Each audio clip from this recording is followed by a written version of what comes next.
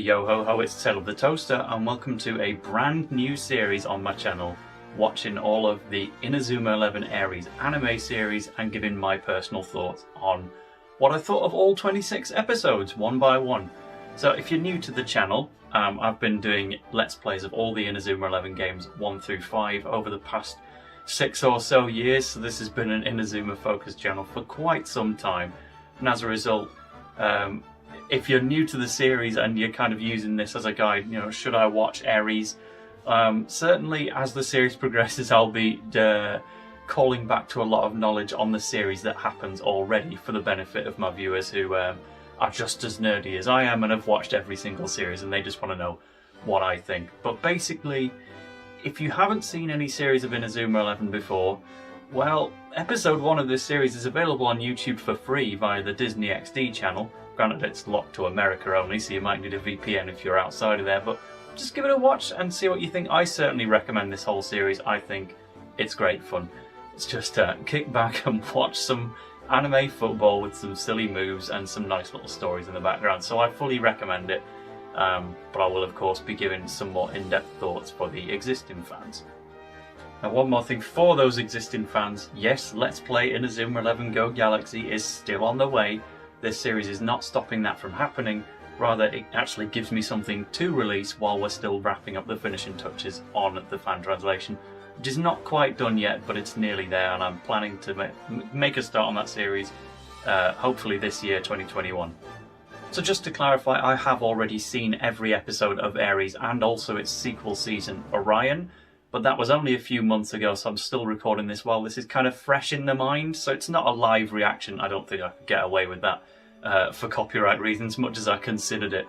So this is just going to be, I watch the episode, then we talk about it, with still relatively recent thoughts on the matter. Something definitely important to note, I will be watching the official dub. I've always played the dub games on my channel, and the dub for the Inazuma 11 Ares series is actually really, really good.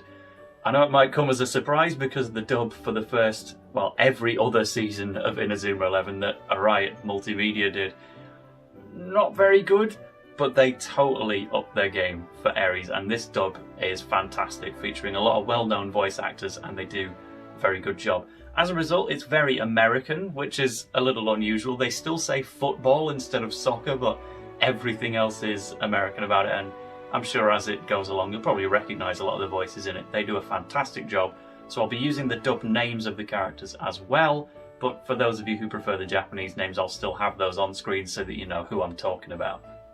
Final disclaimer before we get started on episode 1, where can I actually watch Inazuma 11 Ares for myself?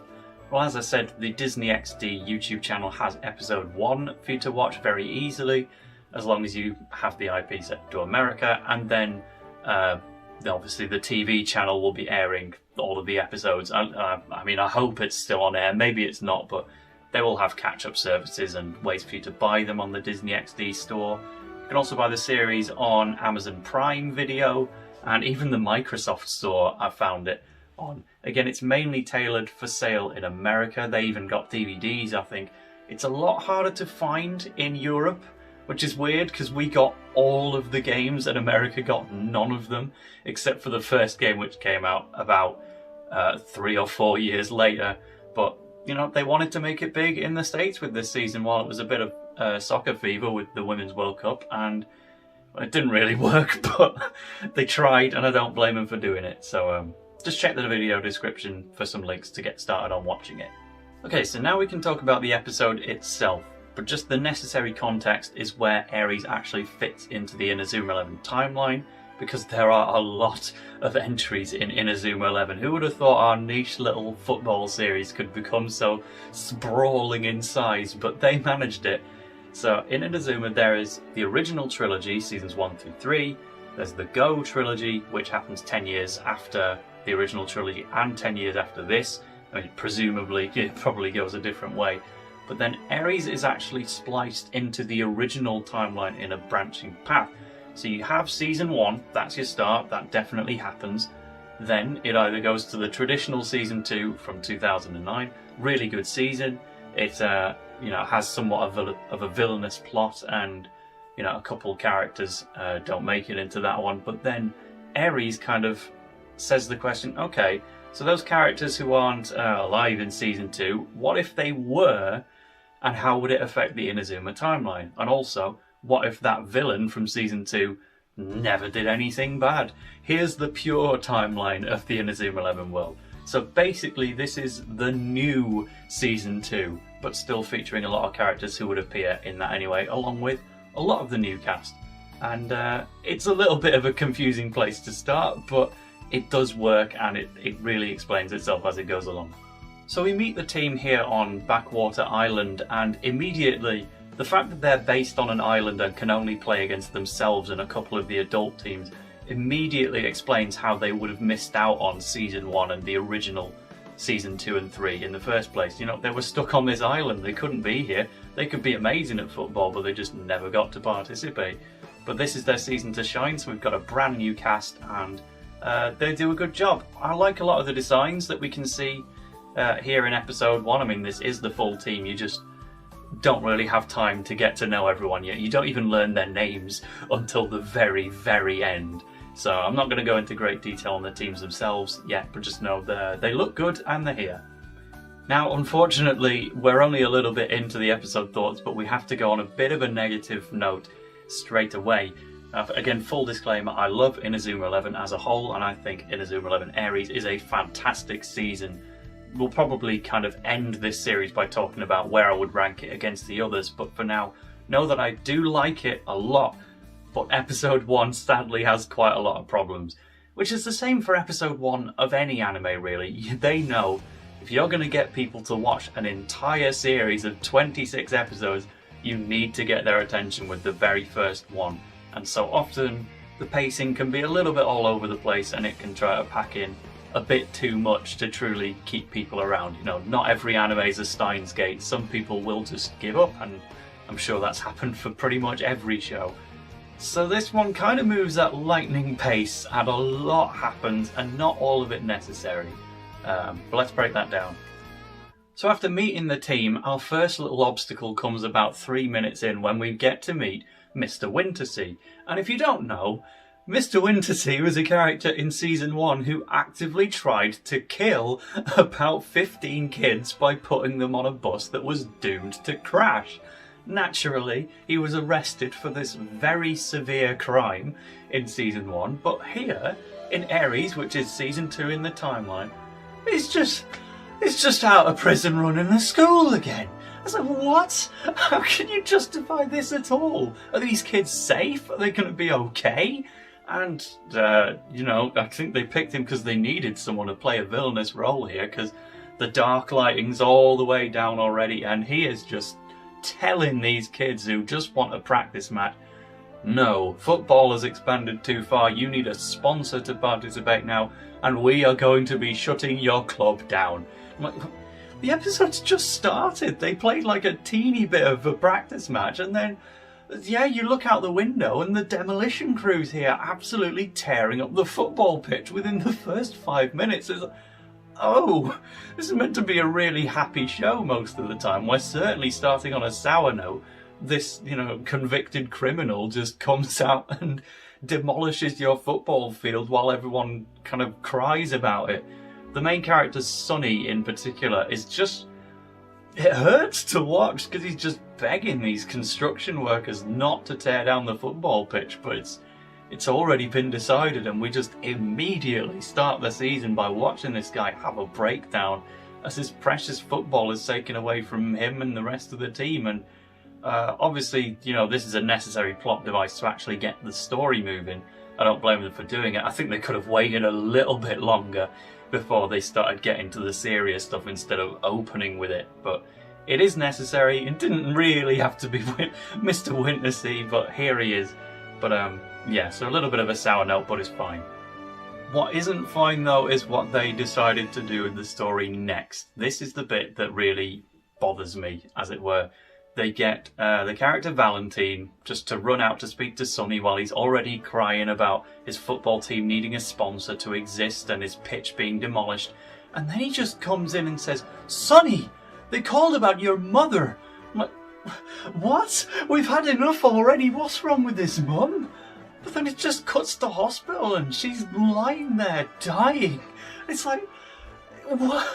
This is Inazuma 11, man. Why are we going so heavy right out the gate? We are 6 minutes in to the episode and they're killing off the main protagonist's mum.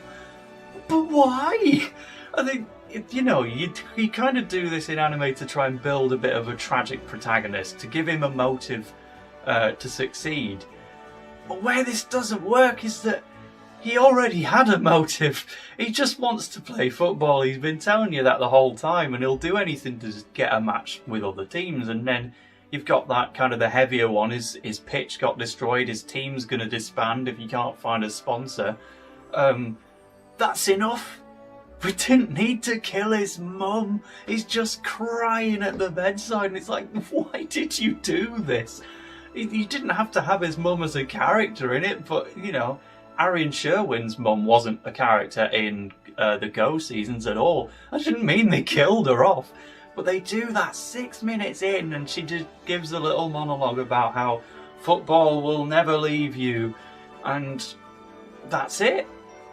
And so I'm sat here thinking, right, they've already gone overboard.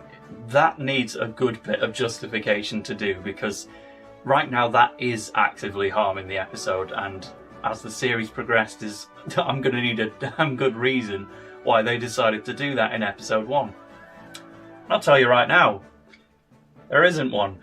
It's just, the entire season goes by and this is barely addressed again. Like, Sonny will talk about her once or twice, but, you know, right now he's having a miserable breakdown in his room in the darkness. Nobody's disturbing him. But that's all. Like, he gets sad here, and this is pretty much the last time he ever gets sad. We go the entire season with barely even a reference to his mother again.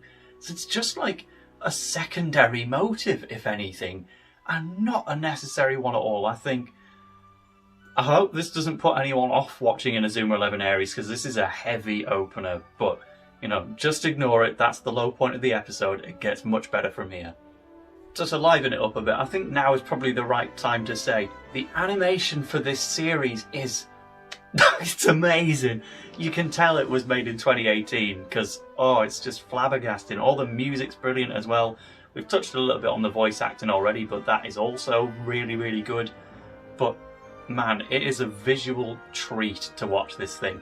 I imagine it's probably extremely jarring if you want to go through this story in chronological order by actually watching season 1 of Inazuma 11 first. If you go from a 2009 anime straight to a 2018 one with the varying qualities in dubbing as well, yeah, it's gonna be a little jarring, and you definitely can watch Ares without watching season 1. In fact, it's probably the right place to start, to be honest, but watching season 1 definitely helps. It's good. All seasons of the show are good. I mean, Go 1's just alright, but the rest of them, yeah, very, very good. So, yeah, nothing but praise for the visual style. And then if you kind of want my opinion, just, if I was in charge of this episode and I say, right, we're cutting the stuff about Sonny's mother, she's just going to be alive in the background and doesn't really do anything throughout the story, what would I have put here instead? Well, simply, just a bit of football. We barely got any so far, and we don't really know who each member of the team is. Just a little 2-minute extension of the opening football match where they're just passing to each other, saying each other's names, kind of establishing what position they play in. I think that would have been so much more valuable, but we got what we got. So Mr Wintersea's back, and well, he just has a sudden random change of heart out of nowhere. The mood lighting is gone from his face. Now he's just surrounded by the light as he lets everyone know, oh, by the way, guys, yeah, I disbanded your club, yeah, I demolished your pitch, but I found you a sponsor. One day later, you're going to be transferring to Raimon Jr High, the very school where I tried to kill about 15 kids. Enjoy. I'm still going to try and be a jerk about it and say, oh, but you'll never win, and yeah, something. But he's even bought them the plane tickets. It's like, you must have planned this before you demolished the pitch. It has been 1 day.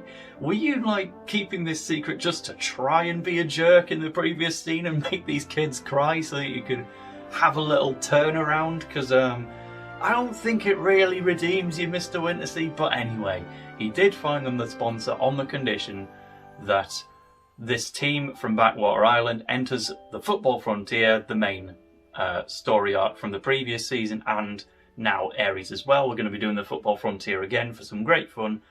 The sponsor requires that they win one match. And, well, the difficulty of this, we don't really know yet, because we don't know the tournament structure. The Football Frontier in Season 1 was single knockout, which means 50% of the teams will not meet that criteria. And then this team's pretty inexperienced, so they would be doomed to fail like that. But, you know, maybe this year it's a round robin, and then you've only got to win 1 out of 5 to satisfy the sponsors. They can probably do that, but we don't really know the scope of the difficulty here. It's just not really made clear, and it won't be for quite a few episodes, actually.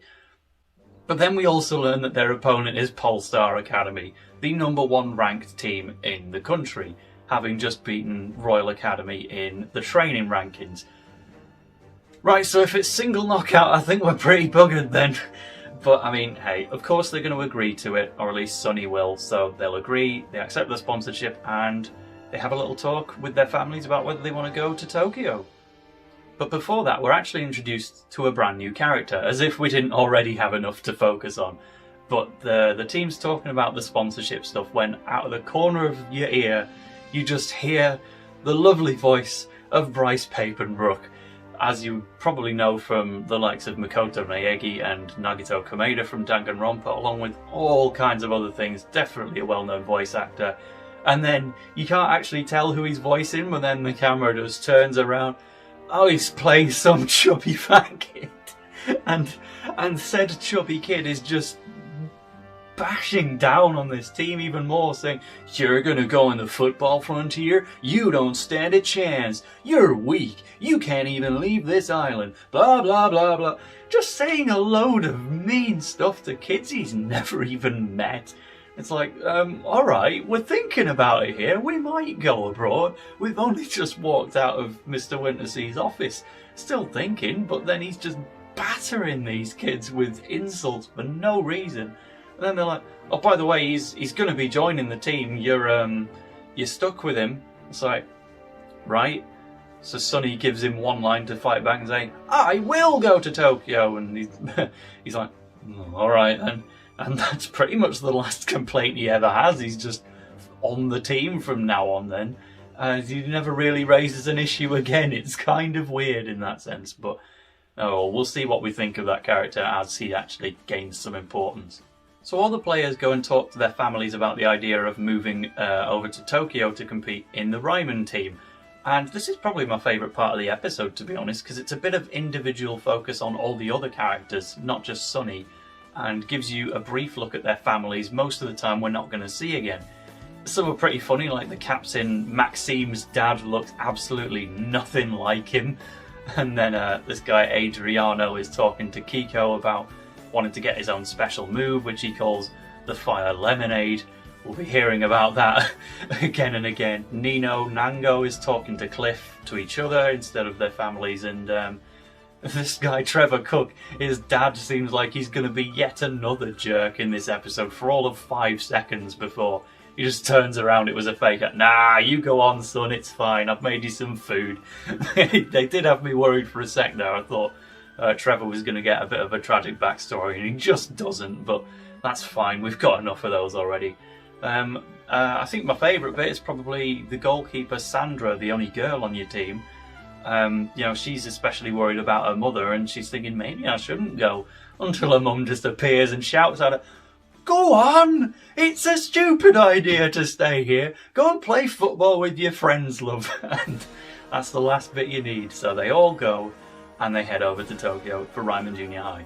One thing I should probably slip in, actually, a big part of the mean guy lines from Basil Hardy, as he's called, the chubby kid voiced by Bryce Papenbrook.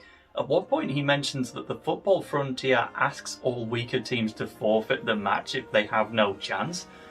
This is not addressed at all. It's like, when I saw that I thought, oh no, it's going to be 5th Sector from Inazuma 11 Go again, except this time it's the Football Frontier we're all familiar with. Thankfully not. It was just a one-off throwaway line that we never hear anything from ever again, which I guess is a good thing in the long run. We didn't really need this line, but yeah, that caught me off guard when I was watching the episode again for this review. But then we get to see everyone arrive at the new Raimon school, and it looks incredible. It's so beautiful, especially in this animation. The school's had a redesign, and seeing all these new characters with the shark backpacks just arrive at it. Oh, I was so ready to have a look around this place. Yeah, very, very excited. Unfortunately, you don't really get a chance. You arrive, you look at the football club room. Maxime tells you that the old Raimon team that you're kind of replacing was disbanded for unknown reasons. And then, you know, if you were watching the show in Japanese, you're kind of suggested to watch this episode called Inazuma 11 Reloaded. It's kind of a reanimation of the final episode of Season 1, but with a new ending, which basically explains why the current Raimon team would not be carrying on at Raimon School, and they would be splitting off. The Ares season does explain this gradually. The Reloaded episode is definitely still worth watching on its own. It's a great little episode with a really interesting second half, and it's just great to see Season 1 with 2018 level production. But that episode was never dubbed, which is why I've not actually included it in this review series. It's not part of Ares, but it's certainly good, and it does add backstory. But you're stood outside the club room. Sonny says, "Let's do some serious training for the match against Polestar Academy." And then it just cuts to the match against Polestar Academy, and I'm like, oh, pacing, please, let me breathe. I just want to see Raimon School. You know, thankfully, we don't lose that content. The pacing will slow down from episode 2 onwards, and we'll get the content that we missed from this little 1 week jump. But I was really, really annoyed at that point, because I'm like, oh no, I just want to see this goal. We're going straight to the match already. It's episode 1. We've only just dealt with Sonny's mum and Mr Wintersea, and we're really going to start. But yeah, thankfully, it's just for this episode. We will have a catch up when episode 2 begins. And so what we actually do get to see, finally at the end, we learn all the characters' names and their positions. We see them on the board. I'm not going to go through them in great detail, because we'll get to talk about other characters in other reviews, but I think the standout thing here is that Sonny is actually a forward. And this I didn't expect at all. I was certain he would be a midfielder. You know, the original trilogy had its protagonist Mark Evans. He was a goalkeeper. The second trilogy, Go, that had Aaron Sherwind. He was a midfielder. So they're keeping the trend going and giving us a new one. Sonny is our new protagonist, and he is a forward. He certainly doesn't look like one, and there are 2 other forwards as well. But yeah, this was a surprise, but I'm on board with it. There's the other positions if you need to look at them. And we also get to see Polestar Academies for a second as well, but we'll leave that for now as we get started on the match. We do actually get a brief look at a coach for one of the teams, but I must admit this was done so in passing. I didn't even know whose coach it was. I figured it was Polestar's. We also get to see some of the kind of manager type characters, or just normal schoolgirls from Raimon. There's one very funny line where one of the girls just says, "They move at their own pace anyway, they stink." It's just... the voice is so clearly coming from Erika Harlancher, the voice of like Kyoko Kirigiri and all the other serious characters like from AI The Somnium Files. Just hearing that so familiar voice going, "Anyway, they stink," in the usual kind of almost poshish voice. Oh, I burst out laughing at that one. Would you believe she also voices Kiko? You'd not know that one, but that was definitely the Kyoko voice for that throwaway line, and it did make me giggle. I appreciate that. So the match begins, and obviously we're not going to see much because the episode is coming to a close, but basically we get to see some good plays from the Raimon team. It's not just a series of passes, they do actually do some dribbling tricks, and eventually big lad Basil gets to the front to take a shot on Polestar Academy. He just busts out Fire Tornado! This chubby kid who's been picking on the rest of the team, suddenly he can do Fire Tornado. That's like, oh well then. I mean, I think we all knew because it was a massive, massive focus of every trailer for Ares ever. I went into this season totally spoiler-free, even years after it had aired.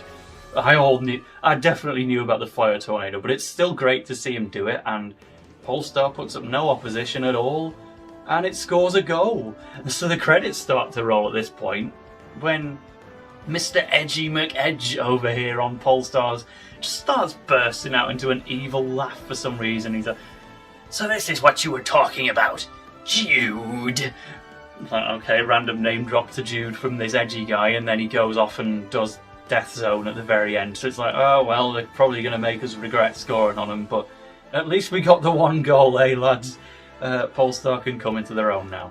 But that is it for episode 1. So I'm sure this review will have been a lot longer than all the other ones I'm planning to make. There were a lot of disclaimers and a lot of brand new details to go over in this one.